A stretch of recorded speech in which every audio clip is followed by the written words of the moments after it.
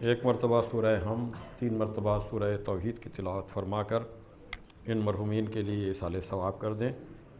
سید معراج الحسن زیدی ابن سید نصرت علی زیدی، سید تاج حسن زیدی ابن سید نصرت علی زیدی، تاجور بانو بنت سید شبیہ الحسن رضوی، نرگس حسن بنت سید نور الاسلام، حسن افضل ابن سید حسن، اعجاز فاطمہ، خواجہ عظمت علی، عشرت محمود اور شہناز آغا، ان مرحومین کے لیے صالح ثواب۔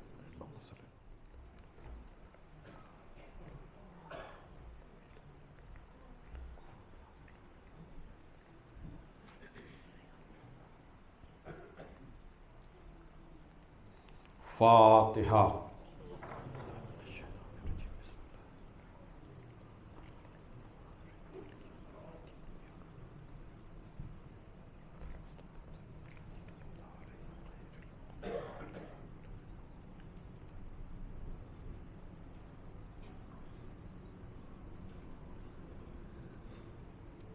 اعوذ باللہ من الشیطان اللعین الرجیم، بسم اللہ الرحمن الرحیم، الحمد للہ الذی ہدانا لہذا وما کنا لنہتدی لولا ان ہدانا اللہ، لقد جاءت رسل ربنا بالحق، الصلاۃ والسلام علی النبی الامی العربی القرشی المکی المدنی البطحی الابتہی التہامی الدافع جیشات الاباطیل والدامغ صولات الازالیل، مولن الحق بالحق ابی القاسم محمد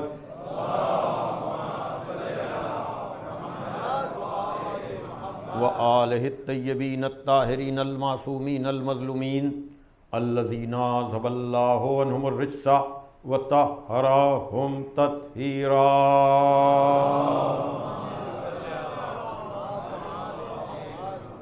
ولعنۃ اللہ علی اعدائہم اجمعین من الآن الی یوم الدین، اما بعد فقد قال علی بن الحسین علیہ السلام: ایھا الناس اوتینا ستہ وفضلنا بسبع، اوتینا العلم والحلم والفصاحہ والسماحہ والشجاعۃ والمحبۃ فی قلوب المؤمنین۔ صلوات بھیجے محمد۔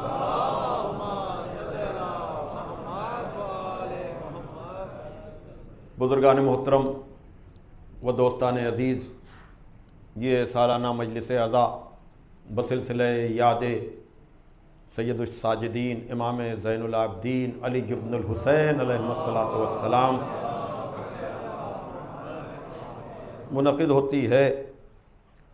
آپ حضرات کے سامنے جیسا کہ کل عرض کیا گیا کہ گفتگو کے لیے خود ہمارے اور آپ کے چوتھے امام امام زین العابدین علیہ الصلاۃ والسلام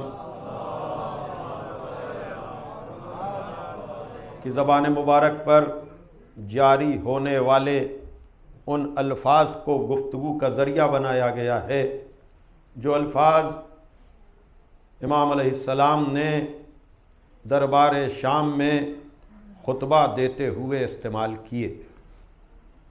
میں نے کل عرض کیا تھا کہ یہ وہ عظیم خطیب ہے کہ جو ایسے دادا کا پوتا ہے جسے خطیب منبر سلونی کہا جاتا ہے، جس کے خطبے زبا زد عام ہیں۔ نہج البلاغہ میں مولائے کائنات کے سارے خطبے نہیں ہیں، یعنی نہج البلاغہ مولائے کائنات کے کلام کا کلیات نہیں ہے بلکہ انتخاب ہے۔ لیکن یہ سلسلہ خطابت کا چوتھے امام کے دور تک آتے آتے ایسے بگڑے ہوئے ماحول میں، ایسے زمانے میں کہ جب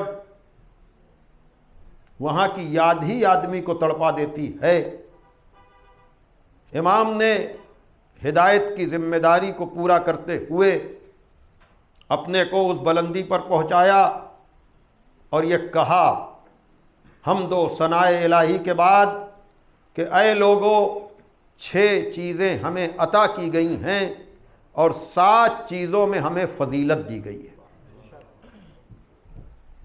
علم ہمیں عطا کیا گیا، حلم ہمیں عطا کیا گیا، فصاحت ہمیں عطا کی گئی، بزرگی ہمیں عطا کی گئی، شجاعت ہمیں عطا کی گئی، اور مومنین کے دلوں میں ہماری محبت رکھی گئی۔ پھر کہا کہ نبی ہم میں سے، صدیق ہم میں سے، خدا و رسول کا شیر ہم میں سے، جوانان جنت کے سردار ہم میں سے، اس امت کا مہدی ہم میں سے۔ نسبتوں کا ذکر بعد میں کیا، ذاتی فضیلتوں کا ذکر پہلے کیا۔ ایک یہ ہوتا ہے کہ آپ کے باپ کیا ہیں، آپ کے دادا کیا ہیں، آپ کا خاندان کیا ہے۔ عام طور سے آدمی اپنے کو انہی نسبتوں سے پہچانواتا ہے، لیکن یہ وہ گھرانہ ہے جہاں نسبتیں تو ہیں لاجواب و بے مثال، لیکن خود ہر امام کی ذاتی بھی اپنی صفات و کمالات ہیں۔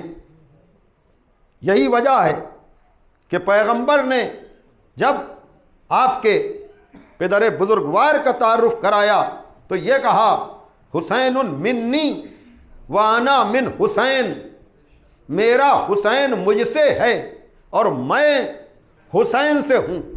یعنی خالی حسین کے لیے یہ شرف نہیں ہے کہ وہ مجھ جیسے نانا کا نواسا ہے، نہیں، میرے لیے بھی فخر کی بات ہے کہ میں حسین جیسے نواسے کا نانا ہوں۔ توجہ فرما رہے ہیں، یہ دوہری نسبتیں یہ آپ کو اور کہیں نظر نہیں آئیں گی۔ یعنی یہ نہیں ہے کہ باپ کو خالی اپنے اوپر ناز ہو، نہیں، دو طرفہ مسئلہ ہے کہ زہرا پر نبی کو ناز ہے، علی پر نبی کو ناز ہے، حسن پر نبی کو ناز ہے۔ یعنی بتایا کہ یہ خالی ذاتی مسئلہ، خالی نسبتی مسئلہ نہیں ہے۔ وہ اور لوگ ہیں کہ جن کے باب فضائل سے اگر کا اور کی نکال دیا جائے تو باب فضائل سادہ ہو جائے۔ توجہ فرمائیے گا، یعنی جو بھی ہے وہ یہی کہ یہ کون ہیں؟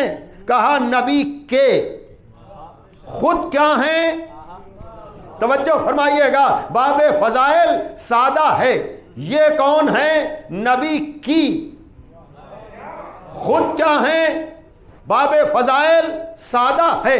اور شاید اسی وجہ سے اس وقت جب پنجتن کا تعارف پروردگار عالم نے کرایا تو جناب زہرا کو مرکز بنایا تاکہ خالی نسبتوں سے ان کو نہ جانو بلکہ ذاتی حیثیت سے بھی جانو، ورنہ ایک خاتون کو عام طور سے مردوں ہی کے ذریعے پہچانا جاتا ہے، لیکن کہا نہیں، میں زہرا کو مرکز تعارف بنا کر بتاؤں گا کہ اہل بیت وہ ہیں کہ جو خود اپنی ذاتی شناخت اور پہچان رکھتے ہیں کہ سردار انبیاء کے ہوتے ہوئے، سردار اولیاء کے ہوتے ہوئے، جوانان جنت کے سردار کے ہوتے ہوئے زہرا کو مرکز تعارف بناؤں گا تاکہ پتہ چلے کہ زہرا ان سب کا مرکز ہے، زہرا ان سب کا محور ہے، زہرا پر سب کو ناز ہے۔ ایک صلوات دیجئے محمد و آل محمد پر۔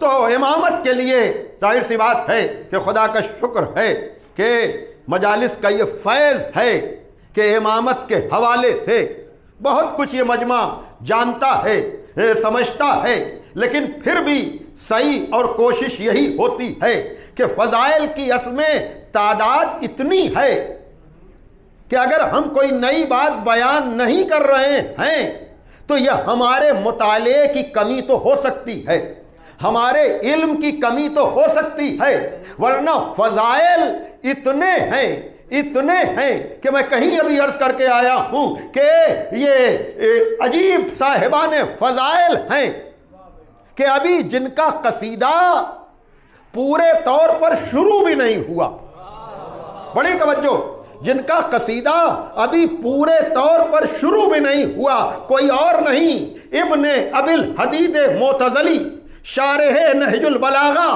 عجب بیان دیتا ہے کہ یا علی عجب کمال ہے آپ میں کہ لوگ صفتوں کے پیچھے بھاگتے ہیں، صفتیں آپ کے پیچھے بھاگتی ہیں۔ توجہ فرمائیے گا، لوگ صفتوں کے پیچھے بھاگتے ہیں، صفتیں آپ کے پیچھے بھاگتی ہیں۔ یا علی ہم کیا کریں؟ جب ہم تیرے غیر کی مدح کرتے ہیں تو وہ اس کی برائی ہو جاتی ہے، جب ہم تیرے غیر کی تعریف کرتے ہیں، مدح کرتے ہیں تو وہ اس کی برائی ہو جاتی ہے، اور جب بات آپ کی آتی ہے تو بات تشبیہ سے آگے نہیں بڑھتی۔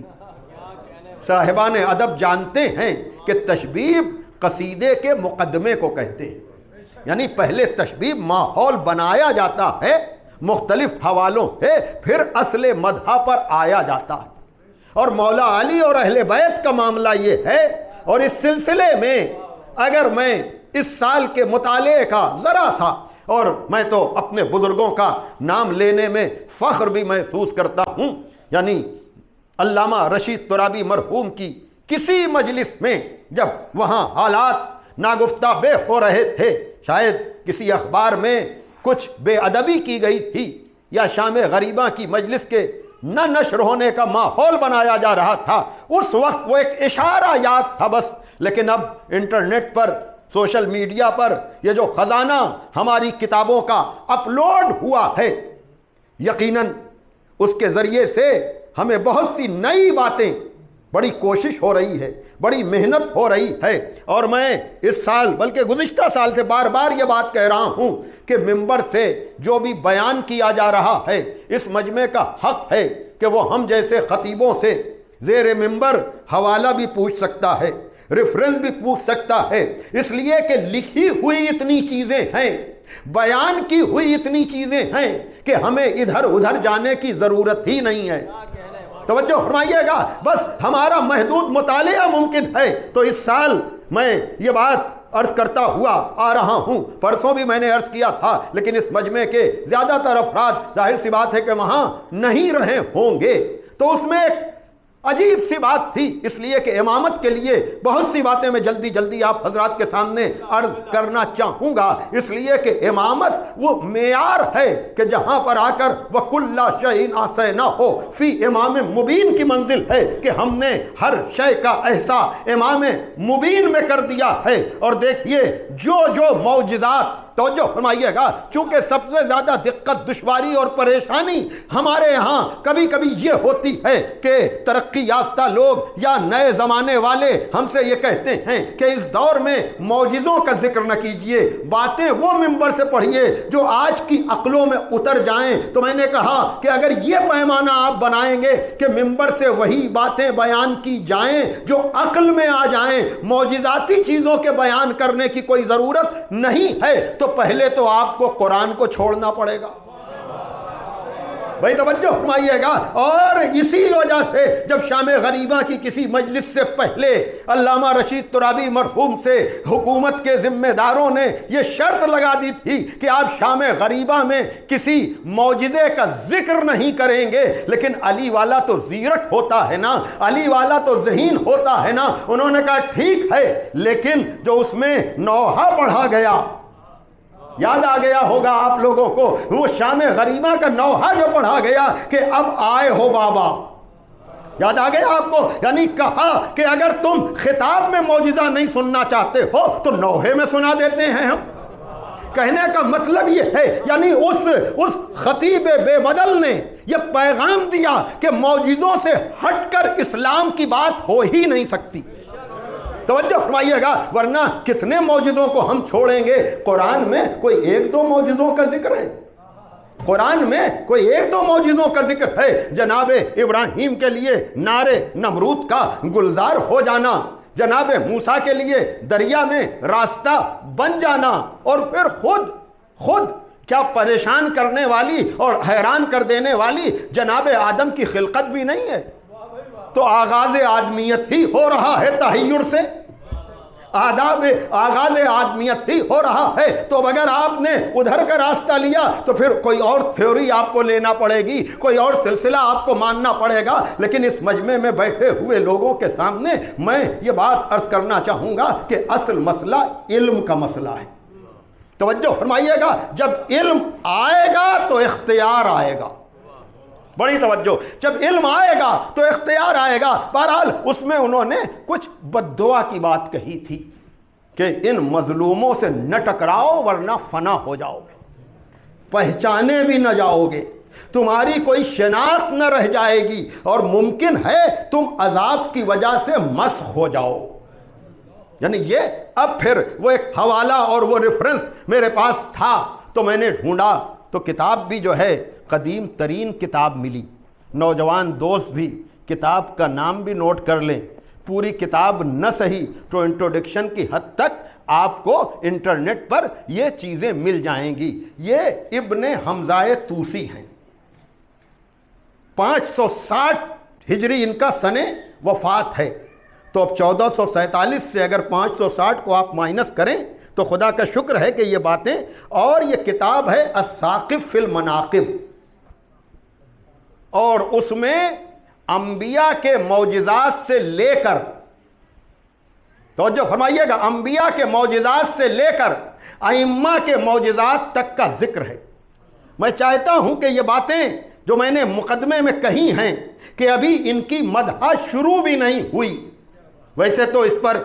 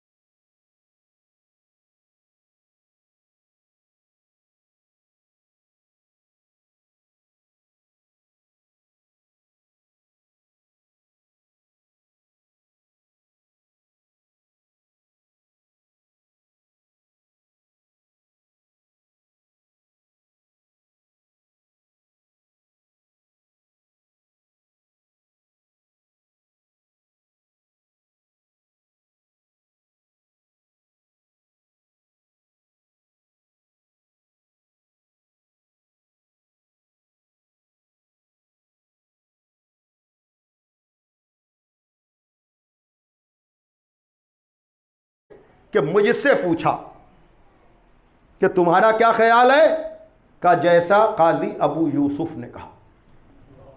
بڑی آسانی سے میں نے پڑھا اور آپ نے سن لیا۔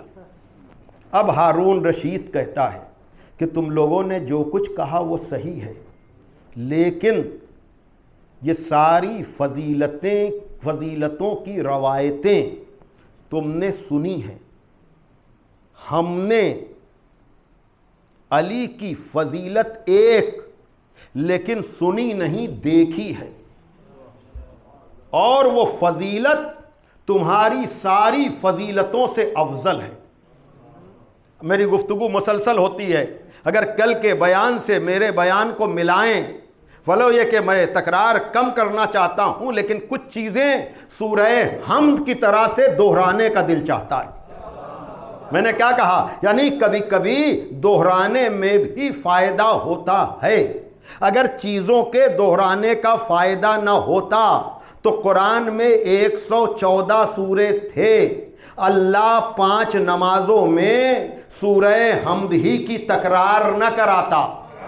بھائی توجہ فرمائیے گا، بھائی اللہ اپنی عبادت کرنے والوں کو اجازت بھی تو دے سکتا تھا کہ جو سورہ تم چاہے پڑھو۔ یہ کیا بات ہے کہ صبح کی نماز میں بھی 2 مرتبہ سورہ حمد، ظہر کی نماز میں بھی 2 مرتبہ، عصر کی نماز میں بھی 2 مرتبہ۔ بھائی میں تو نماز سے فضیلت نکال کر لا رہا ہوں۔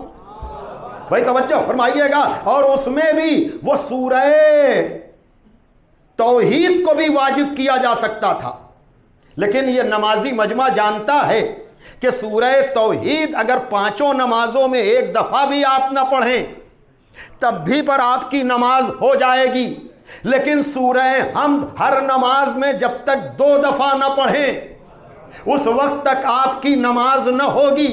ولو یہ کہ سورہ توحید میں صرف اللہ کا ذکر ہے، یعنی اللہ بھی نہیں چاہتا ہے کہ صرف میرا ذکر کرو، ایسے سورے کو واجب کرتا ہے جہاں اللہ کے ساتھ صراط الذین انعمت علیہم بھی ہو، کہ خالی سیدھے راستے کی تمنا نہیں بلکہ ان لوگوں کا راستہ جن پر انعام نازل کیا گیا ہے۔ تو اللہ چاہتا ہے اپنی وحدانیت کے ساتھ ان لوگوں کا بھی ذکر ہو جنہوں نے اللہ کو پہچنوایا ہے، جنہوں نے اللہ کو منوایا ہے۔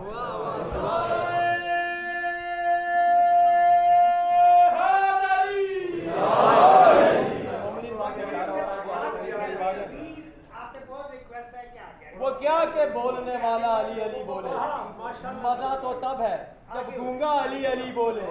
پرانے دار سے یہ بتلا گئے میسم، کٹے زباں تو چہرہ علی علی بولے۔ میرے ساتھ سب مل کے بھٹکو تو سہارا، ڈوبو تو کنارہ، نبیوں نے پکارا، میری آنکھ کا تارا، مولا قمبر، صدیق اکبر، صدیق اکبر، ماشاءاللہ ماشاءاللہ، مولا مقدم، فاروق اعظم، ہم سب کا رہبر، ہم سب کا لیڈر، کا مست کلندر، کا مست کلندر، نعرے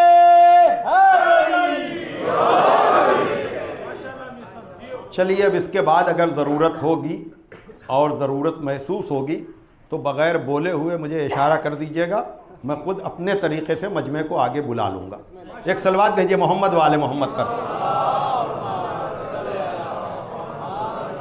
ظاہر سی بات ہے کہ فضائل حیدر کرار ہو رہے ہیں اور آپ سب کے چہرے کھلے ہوئے ہیں، تو کل کی بات جو میں کر رہا تھا کہ تکرار سورہ حمد کی انعمت علیہم، مولا علی نے کہا یہ تحفہ نوٹ کر لیجئے، نہج البلاغہ کبھی کبھی پڑھی جانے والی کتاب نہیں ہے، نہج البلاغہ مستقل مطالعے میں رہنے والی کتاب ہے۔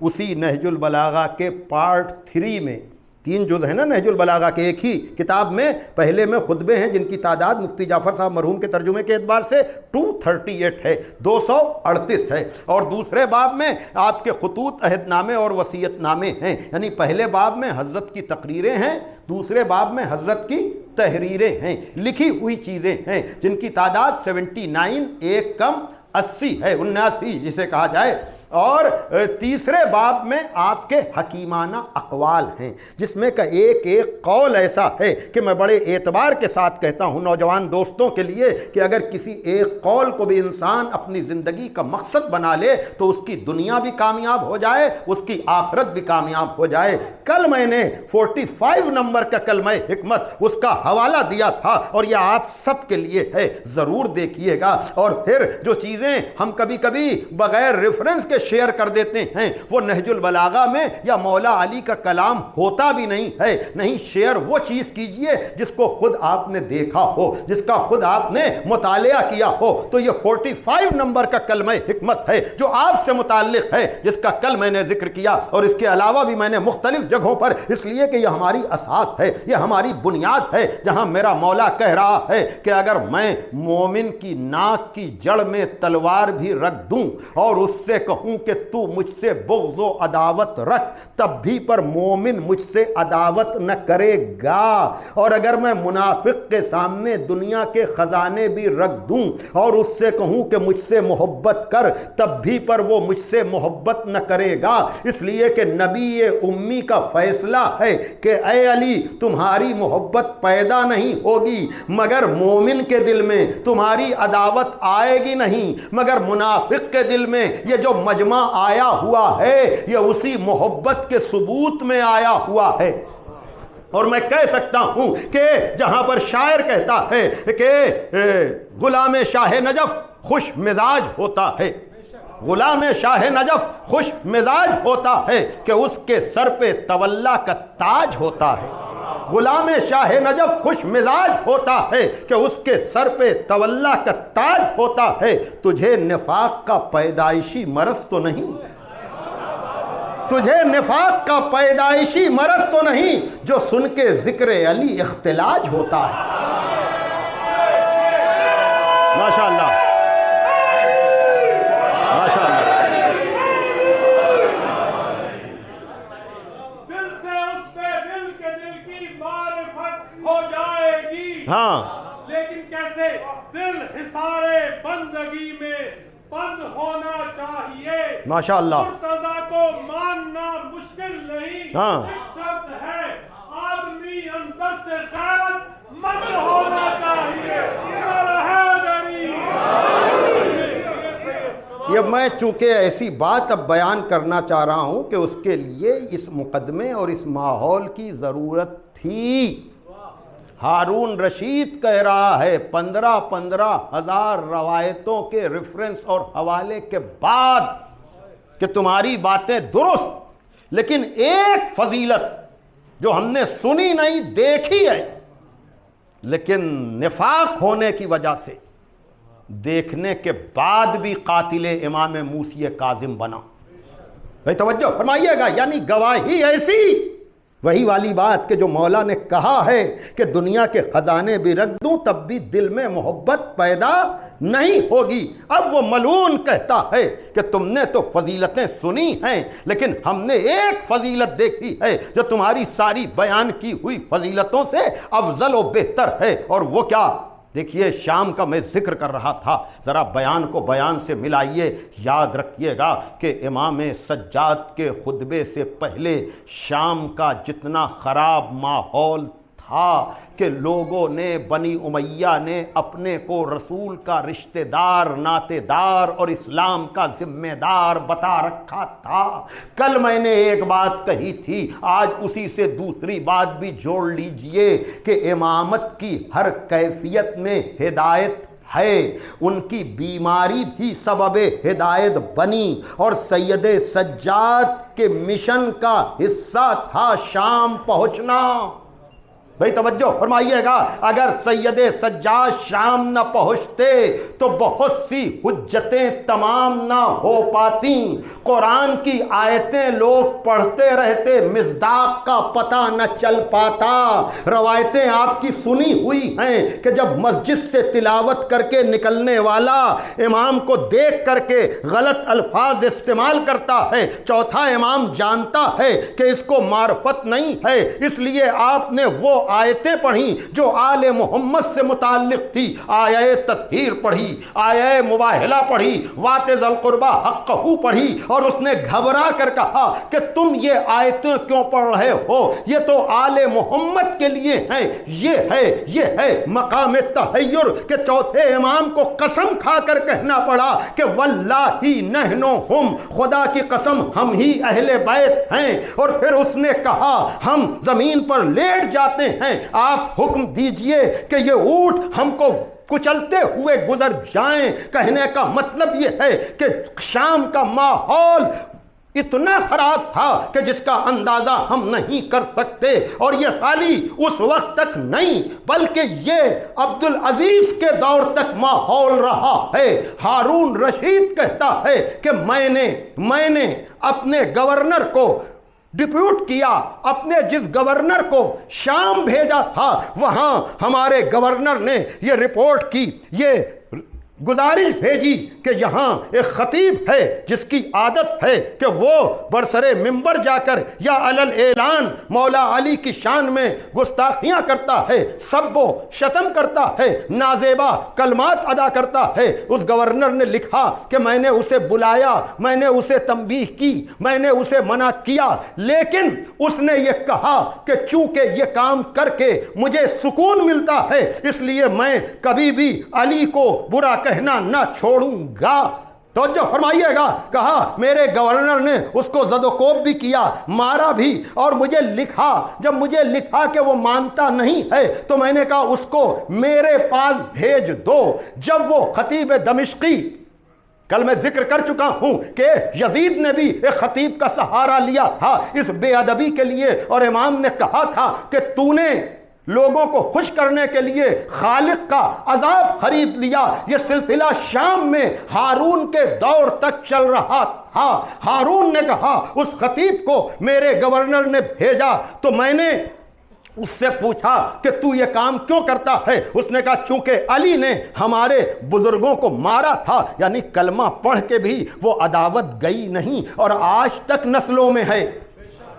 آج تک آپ کو ایسے لوگ مل جائیں گے تو کوئی تعجب نہ کیجئے گا، اس لیے کہ محبت کا بھی سلسلہ ہے، عداوت کا بھی سلسلہ ہے۔ لوگ جب ہم سے کہتے ہیں باب علی میں آپ چپ کیوں نہیں رہ پاتے، تو بھیا یہ اپنے اپنے مقدر کی بات ہے، کوئی محبت میں بول پڑتا ہے، کوئی عداوت میں بول پڑتا ہے۔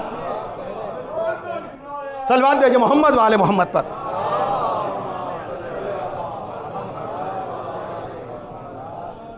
دیکھیے ابھی رک جائیے، ہم اپنے حساب سے ایک صلوات بھیج دیں آپ محمد والے محمد پر۔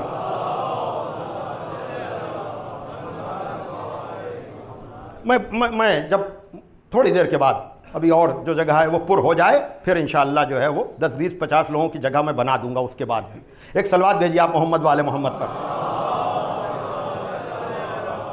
بڑی توجہ، وہ کہتا ہے کہ میں نے اس کو، دیکھیے یہ آپ کی تاریخ ہے، آپ جس مذہب سے جس دین سے تعلق رکھتے ہیں یہ اس تاریخ کا سلسلہ ہے۔ آج تک ایسے بدبختان وقت موجود ہیں جو جانتے ہیں کہ اگر میں نے کسی ایک سچائی کا بھی اقرار کیا تو پھر ساری سچائیوں کو ماننا پڑے گا۔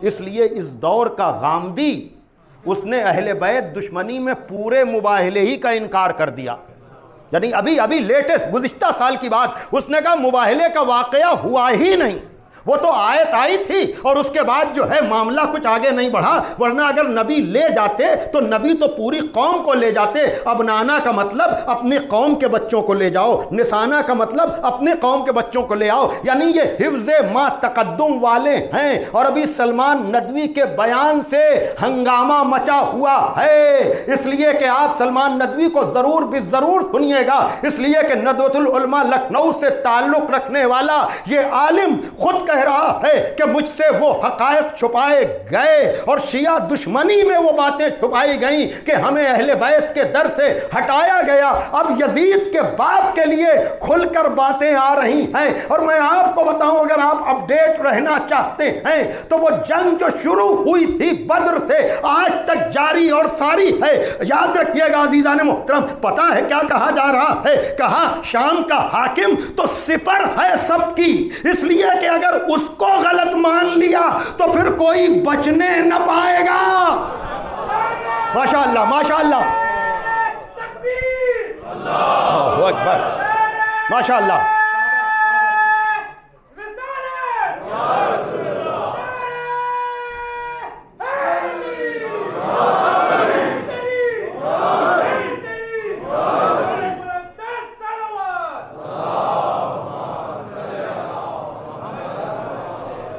کل بھی سلمان ندوی کی ویڈیو اپلوڈ ہوئی ہے، آج بھی اپلوڈ ہوئی ہے، اور انہوں نے علامہ طاہر القادری کی اس کتاب کا بار بار ریفرنس دیا ہے جس میں انہوں نے لعن بر یزید کے جواز کو، اس لیے کہ جو چالاک ہیں نا وہ یزید سے شروعات کرتے ہیں کہ جتنا بچا سکو یزید کو بچاؤ، اور جو اور زیادہ سمجھدار ہیں وہ کہتے ہیں کہ یزید کی ساری خرابیاں تھیں، لیکن ذکر حیدر کرار علامہ رشید ترابی مرحوم فرماتے ہیں کہ کربلا ہر سال لوگوں کو ایک نئی تعویل کرنے پر مجبور کرتی ہے، کربلا ہر سال ایک نیا جواب ڈھونڈنے پر مجبور کرتی ہے، اور کہیں نہ کہیں سے بعض سقیفہ تک پہنچتی ضرور ہے۔ بھائی توجہ کیجئے گا، ٹھیک ہے، سنیے ماشاءاللہ۔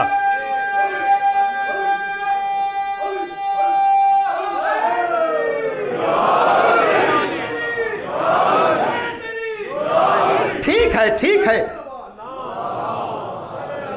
اور کھل جائیں گے دو چار ملاقاتوں میں، اس لیے کہ جو سمجھدار ہیں وہ تو یزید سے شروعات کرتے ہیں اور بڑی آسانی سے کہتے ہیں ٹھیک ہے اگر سب مان بھی لیا جائے لیکن اللہ اگر معاف کر دے یزید کو، سبحان اللہ، یعنی اتنے فراغ دل بن جاتے ہیں جب یزید کا معاملہ آتا ہے، اور اتنے تنگ دل بن جاتے ہیں جب ہمارا معاملہ آتا ہے۔ سبحان اللہ، یعنی ہم زبان چلائیں تو جہنمی ہو جائیں، وہ نواسۂ رسول کے خلاف تلوار چلائے تو ممکن ہے خدا معاف کر دے۔ ارے یہ زبان کبھی کبھی ہمارے فیور میں بھی چلاؤ کہ ارے رونے دو، ممکن ہے خدا معاف کر دے۔ صلوات دیجئے محمد والے محمد پر۔ ماشاءاللہ ماشاءاللہ۔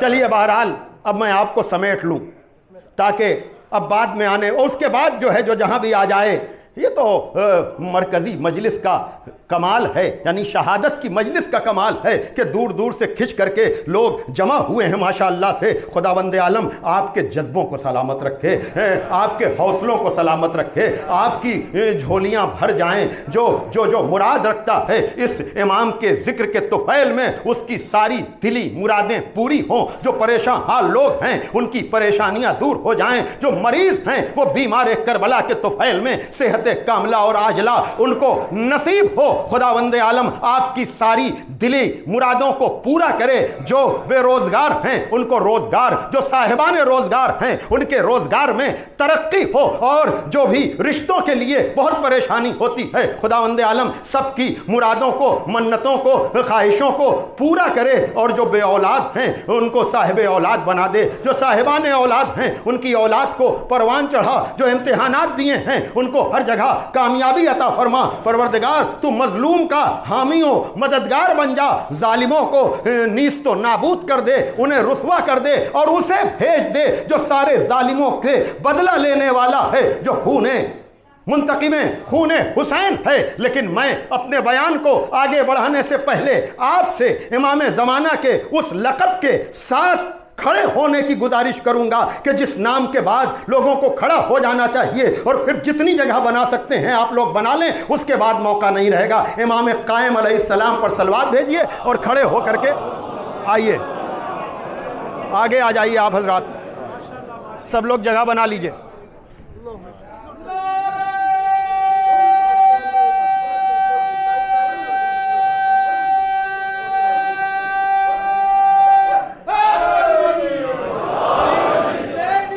زندہ باد، زندہ باد،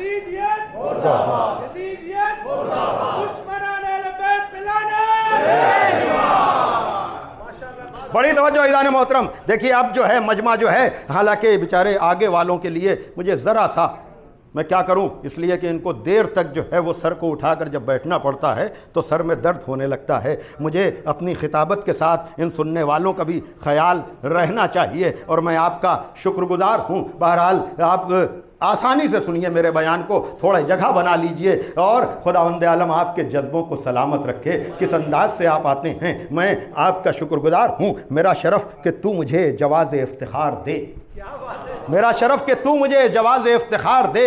فقیر شہر علم ہوں زکوٰۃ اعتبار دے، فقیر شہر علم ہوں زکوٰۃ اعتبار دے. میں جیسے تیسے ٹوٹے پھوٹے لفظ گڑھ کے آ گیا، میں جیسے تیسے ٹوٹے پھوٹے لفظ گڑھ کے آ گیا کہ اب یہ تیرا کام ہے، بگاڑ دے سنوار دے.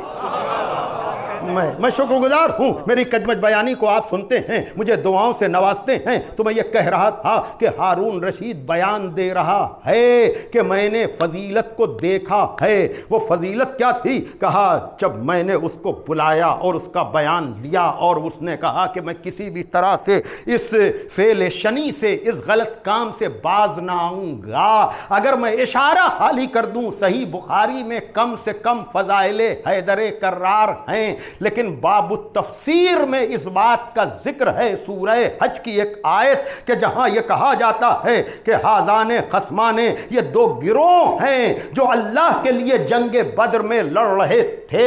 آپ جائیے دیکھیے گا صحیح بخاری کے باب التفسیر میں مولا علی نے اس آیت کو پڑھ کر کہا ہے کہ عند اللہ بروز قیامت سب سے پہلے اپنا مقدمہ پیش کرنے والا میں ہوں گا.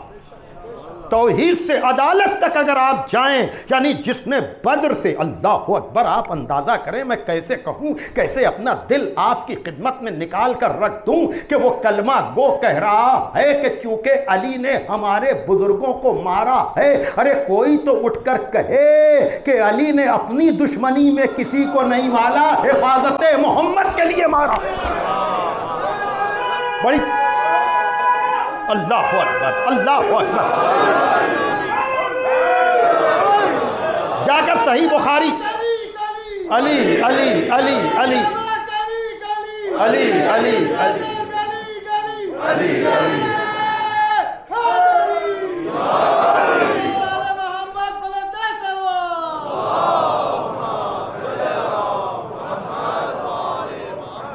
سورہ حج کی آیت اگر آپ کو یاد رہے، ہازان خصمانے سے جو شروع ہوتی ہے، اس میں آپ کو جب آپ سرچ کریں گے تو بالکل جہاں تفسیر کی بات آئے گی تو اس میں پہلی منزل پر سعودی عرب سے ہونے والی تفسیر جو اپلوڈ ہوئی ہیں اس میں اس روایت کو آپ دیکھیں گے کہ مولا علی کہہ رہے ہیں کہ سب سے پہلے عند اللہ پیش خدا اپنا مقدمہ پیش کرنے والا میں ہوں گا. کہ اسی لیے بدر میں میری تلوار چلی تھی کہ شام کے بدبخت لوگ یہ کہیں کہ ہم علی کو گالیاں اس لیے دے رہے ہیں کہ انہوں نے ہمارے بزرگوں کو مارا تھا. ہمارا سلام ہو آپ کے جذبوں پر کہ آپ بکے نہیں، آپ ڈرے نہیں، آپ کے دلوں میں اب تک محبت اہل بیت بالخصوص محبت علی گامزن ہے. تو بہرحال ہارون کہتا ہے کہ میں نے اس قیدی کو قید کر دیا اور میں نے خواب میں دیکھا، میں نے خواب میں دیکھا کہ سواریاں اتر رہی ہیں نور کی، اور نبی بھی ہیں، علی بھی ہیں، جبریل جام کوثر لیے ہوئے ہیں. ہارون کہتا ہے میں نے 40 ایسے لوگوں کو دیکھا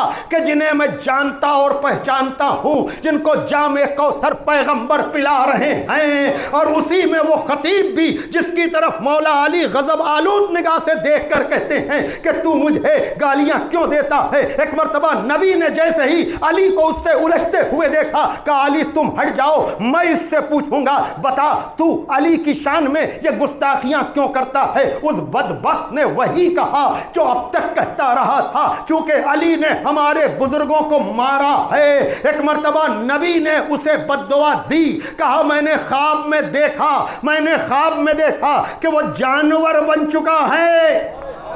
میں رات ہی میں بیدار ہوا، میں نے اپنے خادم کو بھیجا کہ اس قیدی کو لے کر کے میرے پاس آ۔ جب میرا خادم گیا، اس نے آ کر کہا کہ قید خانے میں تو کوئی انسان ہے ہی نہیں، وہاں تو ایک نجس جانور بندھا ہوا ہے، کہا اسی کو میرے پاس لے کر آ۔ جب میرا خادم اسے لے کر آیا تو پورا بدن تو انسانوں والا تھا، لیکن اس کے پورا بدن تو نجس جانور کا تھا، لیکن اس کے کان انسانوں والے تھے۔ یہ بھرے دربار میں علماء کے بیچ میں ہارون گواہی دے رہا ہے۔ توجہ فرمائیے گا، علماء نے کہا ذرا مجھے بھی تو وہ منظر دکھا۔ اس کو لایا گیا، کہتا ہے واقدی کہ امام شافعی نے کہا کہ اے امیر، جتنی جلدی ہو سکے، جتنا دور ہو سکے اس مست شدہ شخص کو کر دے، اس لیے کہ جو بھی شخص مست ہوتا ہے اس کے اوپر جلد سے جلد عذاب الہی آتا ہے۔ واقدی کہتا ہے اس کو بہت دور کہیں لے جا کر کے خرابے میں رکھا گیا اور جلدی ہی اس کے اوپر عذاب آ گیا۔ واقدی کہتا ہے کہ میں نے امیر سے یعنی ہارون رشید سے کہا کہ تو بھی اپنے ان اعمال سے باز آ جا جو آل محمد کے سلسلے میں کرتا ہے، لیکن پھر بھی وہ امام کا قاتل بنا۔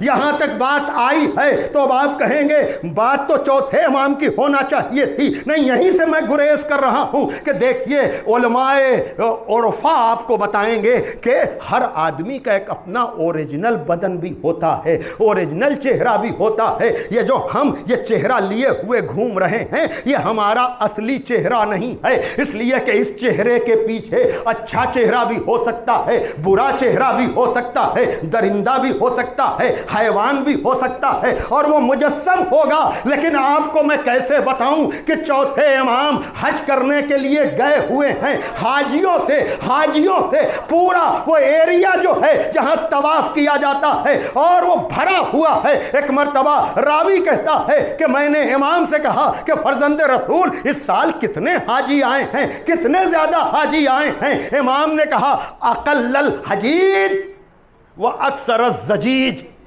آوازیں زیادہ ہیں، حاجی کم ہیں۔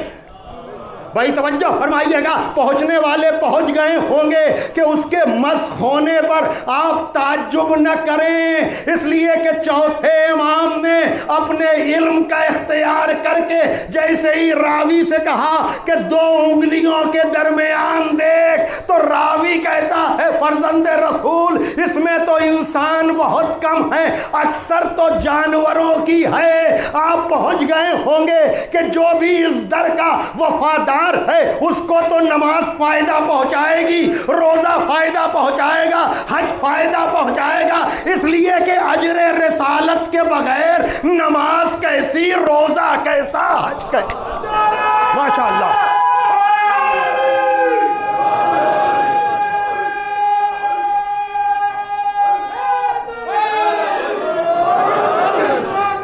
ماشاءاللہ، بابا سے بلند نعرہ صلوات بھیج دیجیے۔ چوتھے امام نے کیا کہا؟ اوتین العلم، ہمیں علم عطا کیا گیا ہے، اور علم کیا کرتا ہے؟ وہ سلیمان کے دربار میں جا کر دیکھیے، جب تخت بلقیس کو منگوانا تھا، میں نے کہا معجزوں سے کٹ کر ہم جی نہیں سکتے ہیں، تخت بلقیس کو منگوانا تھا تو جن نے کہا آپ کے دربار سے برخاست ہونے سے پہلے میں تخت بلقیس لے آؤں گا، لیکن جو وزیر تھا اس نے کہا، جس کے پاس قرآن کا تھوڑا سا علم تھا، اس نے کہا چشم زدن میں، تو چشم زدن میں اگر تھوڑا سا علم رکھنے والا یہ کام کر سکتا ہے تو جو پوری کتاب کا عالم ہو، بڑی توجہ، پوری کتاب کا عالم ہو۔ اور دیکھیے یہاں مسخ بھی ہے اور شباب کا پلٹنا بھی ہے، وہی والی بات۔ دیکھیے ایسا نہ ہو کہ انبیاء کے واقعات تو سمجھ میں آ جائیں، اماموں کے واقعات سمجھ میں نہ آئیں۔ میں یہ واقعہ بھی تفصیل سے بیان کرنا چاہ رہا تھا لیکن میرا وقت تمام ہو گیا ہے، اور وہ نام ہے حبابہ البابیہ کا۔ یہ عورت ہے، یہ صاحب حسات کہلاتی ہے۔ پتہ ہے یہ مولا علی کے پاس گئی ہے، مولا علی بازار سے گزر رہے ہیں، ایک مرتبہ کیا کہنا ایسے ہمت والوں کا، مردوں کو چیرتی ہوئی آتی ہے، کہتی کہ یا علی ذرا اتنا بتائیے کہ ہم اماموں کو پہچانے کیسے۔ ہم اماموں کو پہچانے کیسے؟ امام نے کہا وہ روڈ پر، سڑک پر، راستے میں پڑے ہوئے کنکر کو اٹھا۔ ایک مرتبہ اس نے سڑک پر پڑے ہوئے، راستے میں پڑے ہوئے کنکر کو اٹھایا، مولا علی کو دیا، مولا علی نے اپنی مہر اس کنکر پر لگائی۔ کہا اس کے بعد جس امام کو بھی پہچاننا ہو، جس امام کو بھی پہچاننا ہو، یہ پتھر پیش کرنا، جو بھی اس پر مہر لگا دے سمجھ لینا وہ تیرا امام ہے۔ بڑی توجہ، جو بھی، اور یہ روایتیں چاہے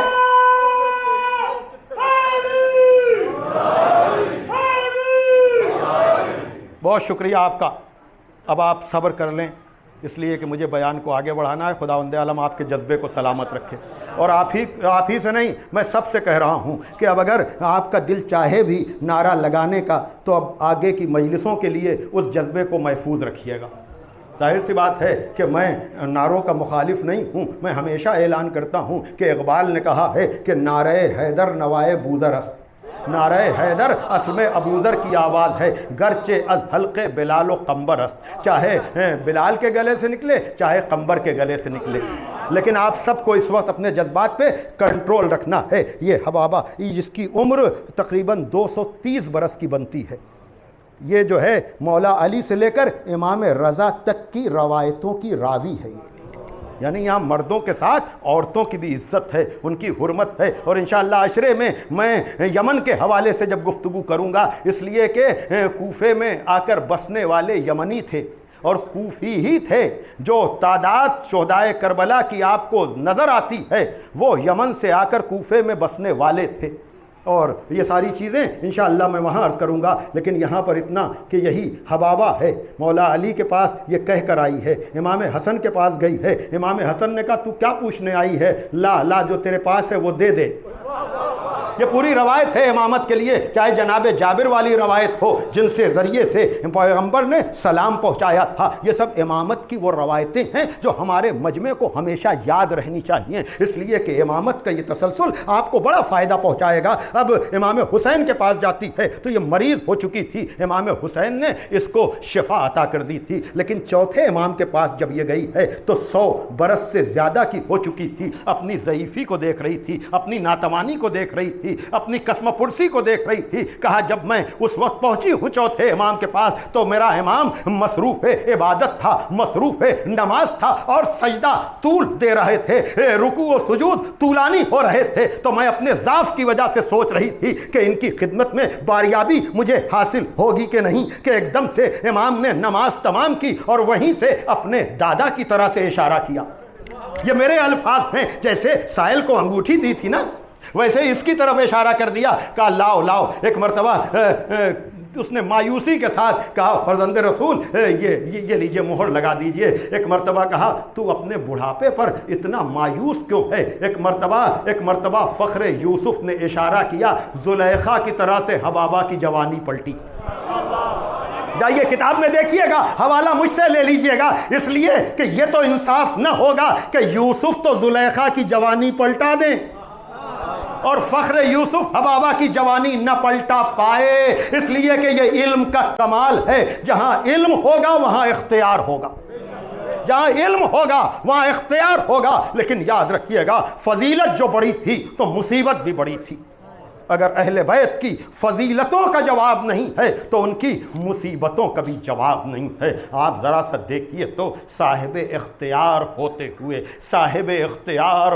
ہوئے اس لیے کہ نبی سے کہا گیا تھا کہ تم حیات جاویدانی لینا چاہتے ہو یا اپنے سر پہ شفاعت کا تاج سجانا چاہتے ہو، اسی مفہوم کی نبی نے اس لقائے الہی کو چن لیا، کہا نہیں ہم اس دنیا کو ترک کرنا چاہتے ہیں۔ کہنے کا مطلب یہ ہے کہ جناب زہرا کے پہلو پہ جلتا ہوا دروازہ اگر گرا ہے تو علی اگر اپنی شجاعت کا مظاہرہ کرتے تو تاریخ کا منظر کچھ اور ہوتا۔ یاد رکھیے گا امام حسن کے جنازے پر تیر چلے ہیں، میں نے کہیں عرض کیا ہے تو جناب عباس کا ہاتھ یقیناً تلوار کے دستے پر گیا ہوگا، لیکن حسین نے کہا عباس صبر کرو، یہ کربلا نہیں ہے۔ عزادارو میں کیسے عرض کروں، میں کیا بتاؤں آپ کو کہ کربلا میں بڑی ذمہ داری سے میں کہہ کہہ رہا ہوں کہ 71 لاشیں اٹھانے کے بعد آپ کے مولا اور آقا نے ایسا لاجواب و بے مثال جہاد کیا ہے، ایسا بے مثال جہاد کیا ہے۔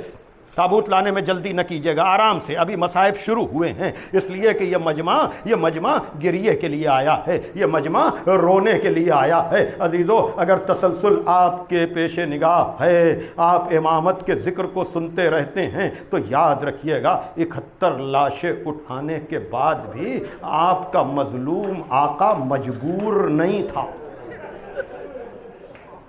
آپ کا مولا مجبور نہیں تھا، ایسا لاجواب و بے مثال جہاد کیا ہے۔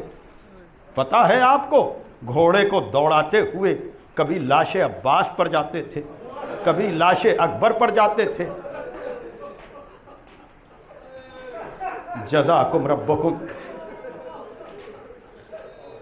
ایسے حملے کیے ہیں کہ الامان الحفیظ کی صدائیں آئی ہیں، الامان اور الحفیظ کی صدائیں آئی ہیں، اور میرا مولا کہتا ہے میرے عباس کو مار ڈالا، میرے اکبر کو مار ڈالا۔ میں کہاں سے مصائب شروع کر رہا ہوں، ذرا آپ اندازہ کریں کہ اب ندائے غیبی بھی آ گئی۔ میرے بندے جنگ کے جوہر دکھا چکے، اب صبر کے جوہر دکھاؤ۔ تلوار کو نیام میں رکھا ہے، بھاگی ہوئی فوجیں سمٹی ہیں، شاعر ترجمانی کرتا ہے، تیروں پہ تیر کھا چکے بس اے حسین بس۔ کہاں سے مصائب شروع ہو رہے ہیں؟ تیروں پہ تیر کھا چکے بس اے حسین بس، زخموں پہ زخم پا چکے بس اے حسین بس، لاشوں پہ لاشیں لا چکے بس اے حسین بس، ہم تم کو آزما چکے بس اے حسین بس۔ اب سر کو جھکا دو خنجر بیداد کے لیے، کچھ امتحان چھوڑ دو سجاد کے لیے۔ اللہ اکبر، کچھ امتحان چھوڑ دو سجاد کے لیے۔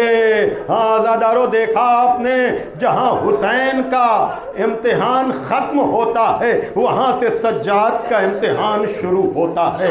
اللہ اکبر۔ ہاں عزادارو، یہ وہ امام ہے جس سے پہلا مسئلہ یہ پوچھا جا رہا ہے کہ میرے لال خیموں میں آگ لگ چکی ہے، اب تم بتاؤ کہ ہم خیموں میں جل کر مر جائیں یا خیموں سے باہر نکلیں؟ کہا پھوپھی اماں جان کا بچانا ضروری ہے۔ ہاں عزادارو، میں کیسے عرض کروں، مولا علی نے چاہنے والوں کو واپس کیا تھا کہ رونے کی آواز چاہنے والوں تک نہ جائے۔ آپ کو میں کیسے بتاؤں کہ مولا حسین نے اپنی کوہنیوں کو ٹیکا تھا، کہا زینب خیمے میں چلی جاؤ، ابھی حسین زندہ ہے۔ اور یہ بات میں ہمیشہ کہتا ہوں کہ میں نے خود تو نہیں پڑھا لیکن بزرگوں سے سنا ہے، آپ نے بھی سنا ہوگا کہ نوکے نیزہ پر عباس کا سر رکتا نہیں تھا کہ زینب کو بے ردا کیسے دیکھے۔ میں کہوں گا یا علی نجف سے آئیے، مولا حسین کربلا سے چلیے، جو کوئی برداشت نہ کر سکا وہ سجاد کو برداشت کرنا پڑ رہا ہے کہ بے ردا ماؤں بہنوں کو رے کر کشاں بکشاں پھر آیا گیا ہے۔ عزادارو، آج بھی میں کسی کا نوحہ پڑھ رہا تھا تو امام سجاد کی زبانی، اس میں کہا میرا مقتل تو کربلا ہے، میرا مقتل تو کربلا ہے۔ کہنے کا مقصد یہ ہے، آج 25ویں محرم کو یقیناً 95 ہجری میں جانے والے ہم اپنے امام کو یاد تو کر رہے ہیں، لیکن امام سجاد کی شہادت تو اسی دن ہو گئی تھی جب آپ کا چوتھا امام دربار میں ماں بہنوں۔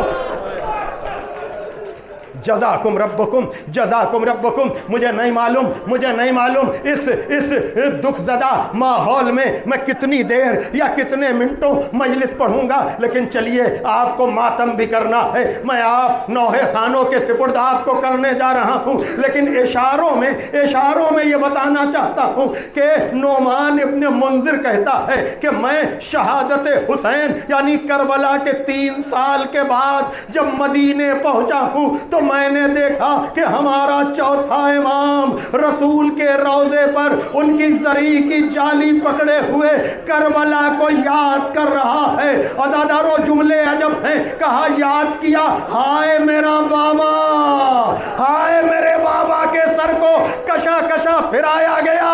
जज़ाकुम रब्बुकुम। हाँ आज़ादारो, याद रखिएगा कि एक मर्तबा कहता है कि एकदम से बयान करते करते हमारा और आपका चौथा इमाम आवाज़ें बुलंद करता है, और आवाज़ बुलंद करके उसे गश आ जाता है। खुद्दाम आते हैं, खादिम आते हैं, और एक मर्तबा कहते हैं, बयान करते हैं कि भाई चलो इमाम को घर लेकर चलें। अज़ादारो घर लेकर गए, कहा मैं भी साथ गया। जब इमाम को गश से इफाका हुआ तो मैंने पूछा कि फर्जंद रसूल ज़रा इतना बताइए कि आपको सबसे ज़्यादा मुसीबतें कहाँ पड़ी? कहा 7 मुसीबतें ऐसी थी कि जो पूरे दौरान सफ़र कहीं नहीं पड़ी। अरे मैं 7 का शायद जिक्र न कर पाऊँ, लेकिन आप कैसे सुनेंगे? आइए चलिए सैयद सज्जाद को पुरसा दीजिए, इमाम बाकिर को पुरसा दीजिए। इसलिए कि अब तक ये होता था, हम ये कहते थे कि चौथे इमाम को बाबा का पुरसा, लेकिन आज ये कहना है मौला हुसैन अपने बेटे का पुरसा कबूल कीजिए, मौला बाकिर अपने बाबा का पुरसा कबूल कीजिए। कहते हैं 7 मुसीबतें हम पर ऐसी पड़ी। पहली मुसीबत ये थी कि हमारे गिर्द नंगी तलवारें लेकर जमा हो जाते थे, नेज़ों को निकाल कर हमें चुभोया जाता था। अल्लाह अकबर। ये है इमामत की तारीख का दूसरा मौका। ये है कि सरों को नोके नेज़ा पर रखा गया था, नोके नेज़ा पर बुलंद किया गया था, और उन सरों को हुसैन और अब्बास का सर मेरी फूफी के पास रखा गया था, और अली अकबर और कासिम का सर मेरी बहनों के पास। जज़ाकुम रब्बकुम। हाँ आज़ादारो, अब उसके बाद बस एक मंजिल है, 7 मसाइब में बयान न कर पाऊंगा, लेकिन ये जुमला आप सुनिए, और वो ये कि इमाम कहते हैं हमें उन बाजारों में ले जाया गया जहां इंसानों को फरोख्त किया जाता था। अल्लाह अकबर। और कहा कि एक रसन में 12 गले बांधे गए थे और हमें कशा फिराया जा रहा था। आज़ादारो, ये सारे मंजर याद करते करते आपका ये चौथा इमाम वलीद ने उसे जहर दिया। अरे कैसे सुनोगे? इमाम बाकिर गुस्ल देते जाते होंगे, कफन पहनाते जाते होंगे, और करबला को याद करते जाते होंगे कि हाय मेरा बाबा, अपने बाबा को याद करता हुआ चला गया, जिसे न गुस्ल दिया गया, न कफन पहनाया गया। जन्नतुल बकी में जाकर चौथे इमाम को दफन कर दिया गया। लेकिन ये चौथे इमाम की मजलूमी है कि आज भी जन्नतुल बकी में जाने के बाद आपको पता न चल पाएगा कि कौन सी कब्र दूसरे इमाम की है, कौन सी कब्र चौथे इमाम की है। हमारा सलाम हो उस बीमारे करबला पर जिसकी कब्र आज भी बेसाया है। वाह सज्जादा, वाह मजलूमा, मातम, वाह हुसैन, हुसैन, या हुसैन।